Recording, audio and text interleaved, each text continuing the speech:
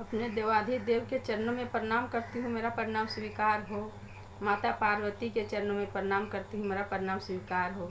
गणेश कार्तिक दोनों भैया के चरणों में प्रणाम करती हूँ, मेरा प्रणाम स्वीकार हो।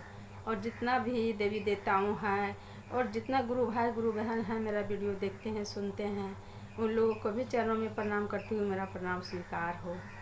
तो दोस्तों, गुरु भाई बहन सब, आज हम एक भगवान भोलेनाथ और माता पार्वती की बहुत सुंदर कहानी लेकर आए हैं। कहानी बहुत अच्छा है, शुरू से अंत तक सुनिएगा। अगर अच्छा लगेगा तो लाइक कर दीजिएगा, शेयर कर दीजिएगा दोस्तों। कमेंट बॉक्स में हर हर महादेव जरूर लिखिएगा।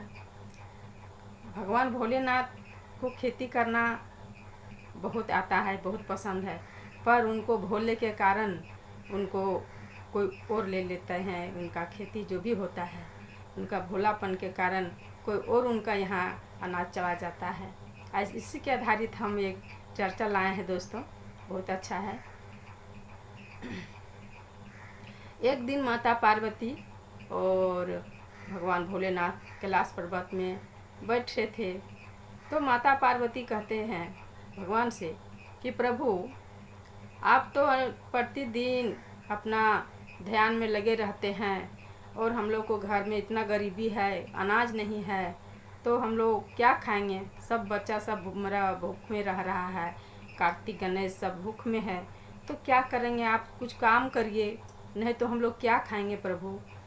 भगवान बोलते हैं कि पार्वती, क्या काम करने बोल रही है, बोलो, वही काम करेंगे। तब माता पार्वती कहती है कि खेती करिए। खेती से नहीं अगर काम आप कुछ कर पाइएगा तो खेती तो कर पाइएगा ना। खेती करिए, खेती से जो भी अनाज होगा वो हम लोग खाएंगे और अपना घर में खुशी से आनंद से रहेंगे। तो भगवान बोलते हैं कि पार्वती, हम खेती कैसे करें। एक ठो मात्र मेरा पास बैल है, तो एक बैल में खेती होता है, खेत है भाई भी नहीं, तो हम कहाँ खेती करने के लिए जाएं। तो माता पार्वती कहती है कि देखिए प्रभु, आप तो बहुत बड़े, आप बोलते हैं मेरा बहुत बड़े, मेरा भक्त बहुत बड़ा दोस्त हैं भगवान श्री विष्णु, आपके भगवान है वो, तो उनको पास तो बैल भी है, गाय भी है, खेती भी है, सब कुछ है उनका पास। तो क्या उनका पास जाइएगा तो वो नहीं देंगे। आप भगवान मानते हैं, वो आपको गुरु है, तो जाइए ना उनका पास। तब भगवान बोलते हैं भोलेनाथ, ठीक बोली मती पार्वती, वहीं चलेंगे। तो वहाँ गए, जाने के लिए तैयार हुए। तो फिर माता पार्वती कहती है कि पर सुनिए प्रभु, जो भी अनाज होगा ना, जो भी अनाज होगा तो ऊपर वाला आप ले लीजिएगा और उनको नीचे वाला दीजिएगा, ठीक ना, क्योंकि आप बहुत भोले हैं और वो बहुत चालाक हैं। श्री विष्णु हरि बहुत चालाक हैं वो, तो उनको यहाँ थोड़ा सोच समझ के बात करिएगा, नहीं तो ठका जाइएगा।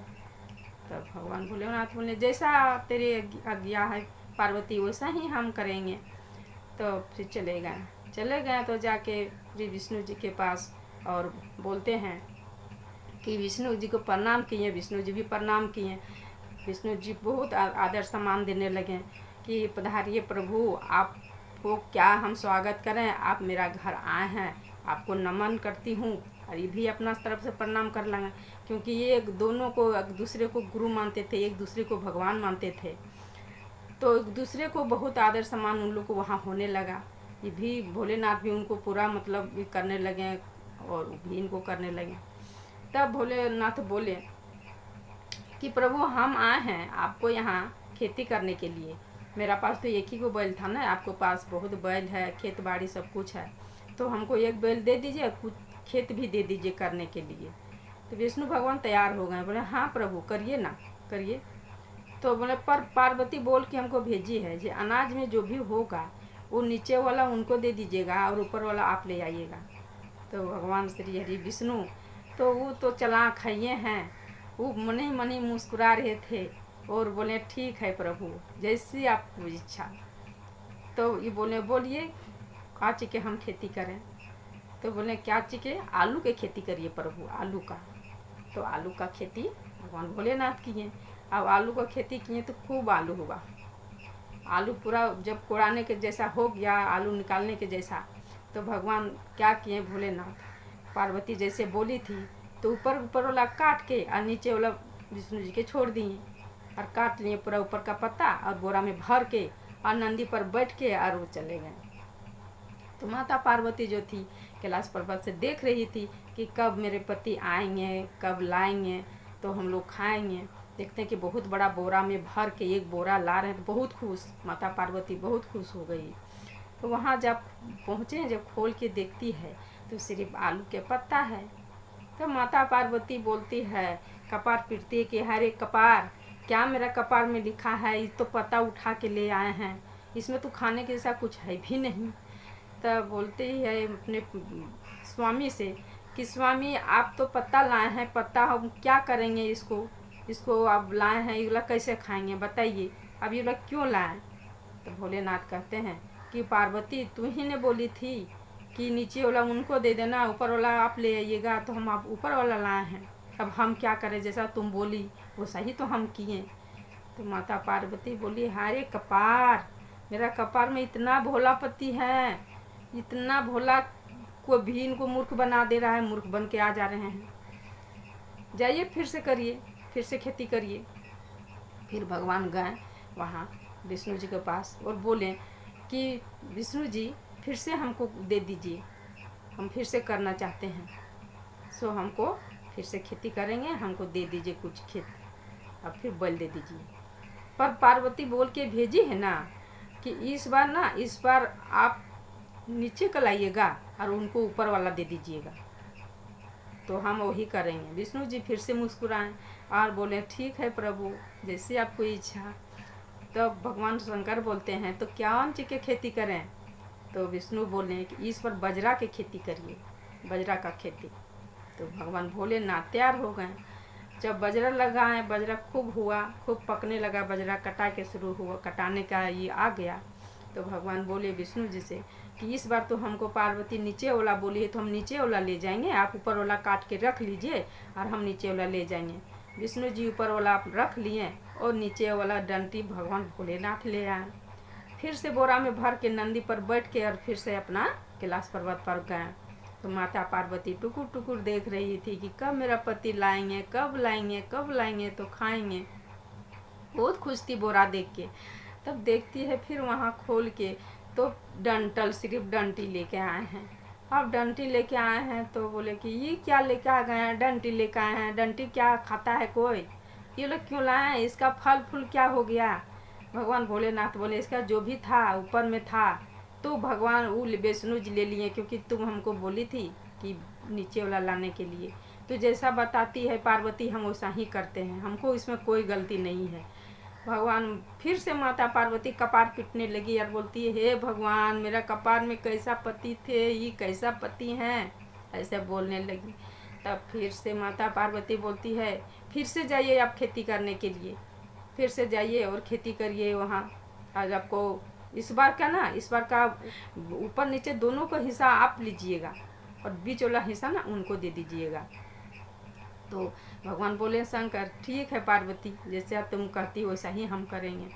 फिर से गए खेती करने के लिए विष्णु जी के पास और फिर बोले हैं कि विष्णु जी फिर से हमको पार्वती भेजी है खेती करने के लिए। विष्णु जी तैयार हो गए हैं कि प्रभु ठीक है प्रभु, लीजिए, बैल भी देते हैं, खेत भी देते हैं। तो शंकर बोले कि इस पर कौन सी क्या खेती करें।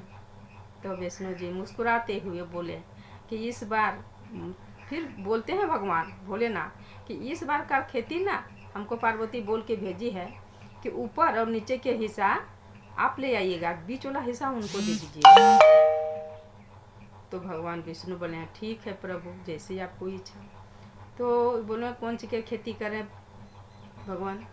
तो इस बार आप मक्का का खेती करें।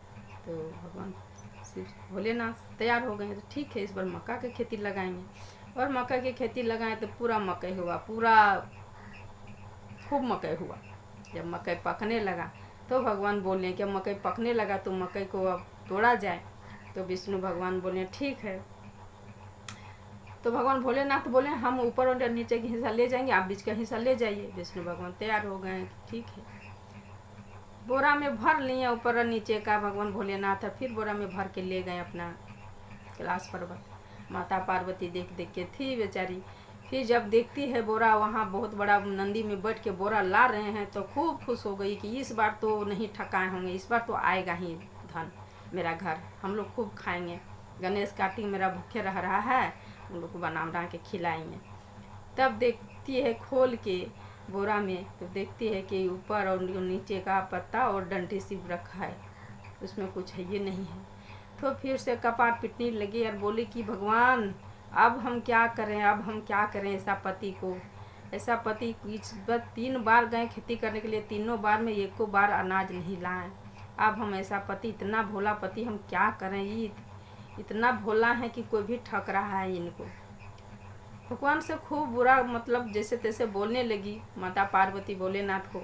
उसी क्षण भगवान विष्णु भगवान पहुँचे 3 बोरा लेके मकई और आलू और बजरा और पधारे उनको घर। तो माता पार्वती बोलती है जय श्री हरि विष्णु जी आप? बोले हाँ माते हम। बोले आपको या मेरा पति 3 साल तक काम कर रहे हैं, अनाज नहीं ला रहे हैं, सब अनाज आप रख रहे हैं और मेरा पति तो सिर्फ डंटी और पत्ता ले लेके आ रहे हैं। श्री हरि विष्णु जी बोले कि नहीं माते नहीं, उनका मेहनत का फल सब हम लेके आए हैं, जो उनका मेहनत किया हुआ है उनका मेहनत कोई नहीं ले सकता है, हम कैसे खा सकते हैं, वो मेहनत किए हैं, सब हम आपको ला दिए हैं। ये बहुत भोले हैं, बहुत भोले हैं, अपना लिए कभी सोचते नहीं है, दूसरे के लिए सोचते हैं माते। ये बहुत भोले हैं, ये मेरा प्रभु मेरे भगवान ये बहुत भोले भगवान हैं। विष्णु जी पूरा माता पार्वती को बोलने लगे, समझाने लगे कि बहुत भोले हैं, ये दूसरों के लिए ये ज़्यादा सोचते हैं, अपना के लिए कुछ भी नहीं सोचते हैं, जो कुछ चाहते हैं दूसरे के लिए चाहते हैं। माता पार्वती भी सुन के समझ गई कि ये तो भोले हैं, ये हैं, ये दूसरों के लिए ही ज़्यादा ये चाहते हैं। तो उतने में अपना खुश रह गई, जो भी अनाज गया अपना खाने पीने लगी, वो खुशी से रहने लगी। तो दोस्तों आज का मेरा कहानी यही रहता है। उम्मीद करती हूँ कि ये वाला कहानी आप लोगों को सुन के अच्छा लगा होगा। लाइक कर दीजिएगा, शेयर कर दीजिएगा दोस्तों, कमेंट बॉक्स में हर हर महादेव जब लिखिएगा। तो चलिए सब मिल के बोलिए हर हर महादेव, माता पार्वती की जय।